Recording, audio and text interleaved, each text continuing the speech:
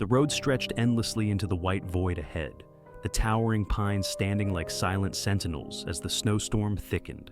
Rachel gripped the steering wheel tightly, her knuckles pale, while Mark sat beside her, staring blankly out the window. In the back seat, Lucas, Hannah, and Tyler laughed and chatted, their voices a stark contrast to the suffocating silence Rachel felt inside. The remote cabin had been Lucas's idea, one last winter trip before they all drifted into adulthood and responsibility. The promise of cozy nights by the fire and mornings filled with snow-covered hikes sounded perfect at first. But as they neared their destination, a gnawing unease settled deep in Rachel's gut.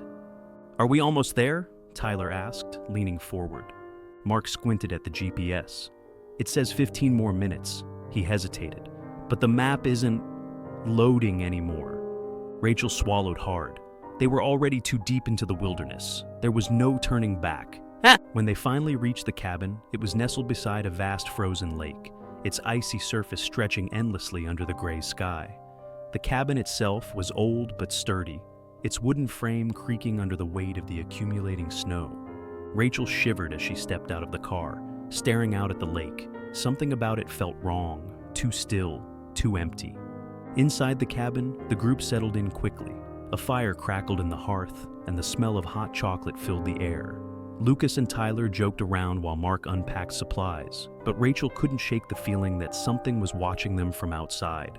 Later that night, as she stood by the window, she noticed it for the first time. A face, faint but unmistakable, beneath the ice.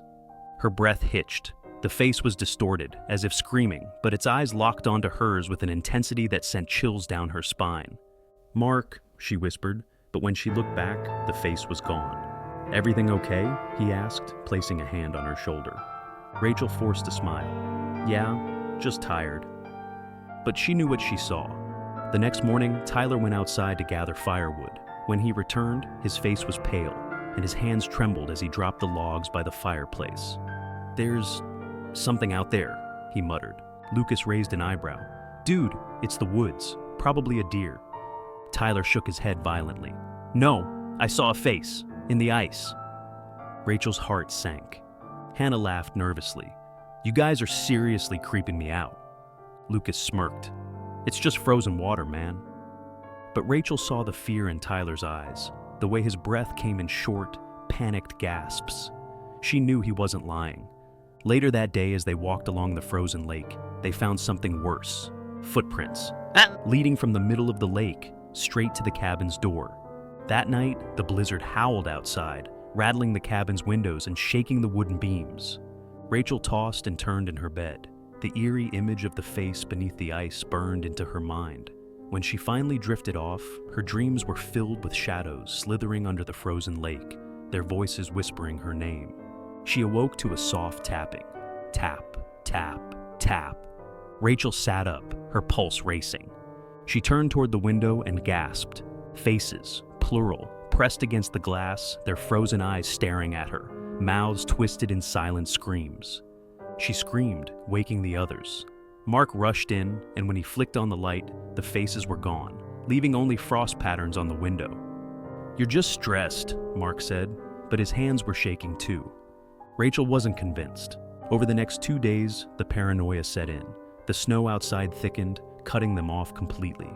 Supplies were running low. Lucas insisted they break through the ice to see what was beneath. "We need to know what we're dealing with," he argued. Reluctantly, Mark took an axe to the lake's surface, chipping away at the thick ice. As the hole grew wider, Rachel peered down, and her stomach lurched. A frozen hand, reaching up. They scrambled back, panting as the water beneath the ice seemed to pulse, dark shapes shifting below the surface. "What the hell is this?" Tyler whispered. "We need to leave," Rachel insisted, but the storm outside raged on, trapping them inside the nightmare. As night fell, things grew worse. Tyler woke up standing by the lake, barefoot in the snow, whispering in a language none of them understood. Hannah refused to look in the mirror, saying her reflection wasn't moving the way it should. Lucas, usually the skeptic, sat by the fire muttering about a local legend, the Echo Lake Massacre, where a group of travelers vanished, their bodies never recovered. "They're still down there," he said, his eyes hollow. "They never left." Rachel's hands trembled. Then we're next. The final night was the worst. Rachel woke to the sound of splintering wood. The cabin door had been forced open, snow swirling inside, and standing just outside were them, the faces from the ice. Except now, they wore their faces. Twisted versions of Mark, Hannah, Lucas, and Tyler stared back, their eyes empty, their mouths moving in whispers Rachel couldn't hear. "They're taking our place," she whispered in terror. The group ran, but the snow was endless, the storm blinding. No matter which way they turned, they found themselves back at the cabin.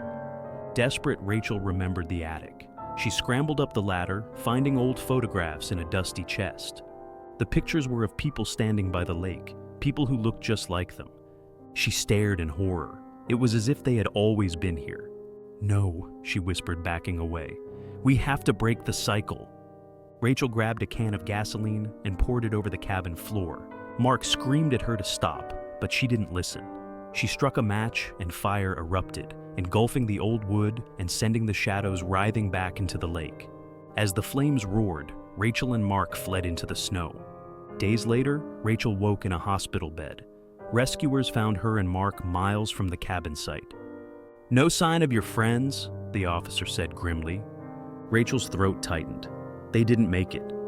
But as she looked outside, across the frozen lake near the hospital, she saw something that made her blood run cold. In the ice beneath the surface, Lucas, Hannah, and Tyler stared back, smiling. Some things are better left buried beneath the ice.